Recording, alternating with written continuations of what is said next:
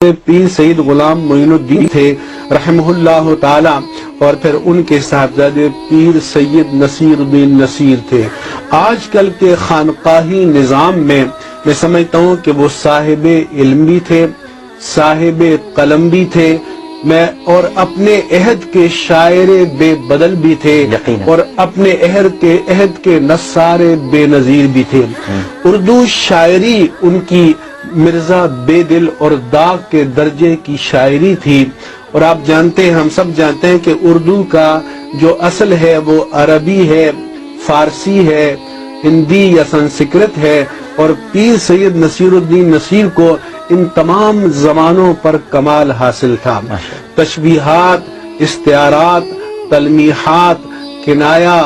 اور مجازات، ان کے استعمال کرنے پر ان کو کامل عبور تھا، اور اس کے ساتھ ساتھ یہ کہ وہ عالم دین بھی تھے، اور ایک خانقاہی نظام سے وابستہ ہوتے ہوئے انہوں نے نام و نسب کتاب لکھی، اور یہ بتانے کے لیے کہ صرف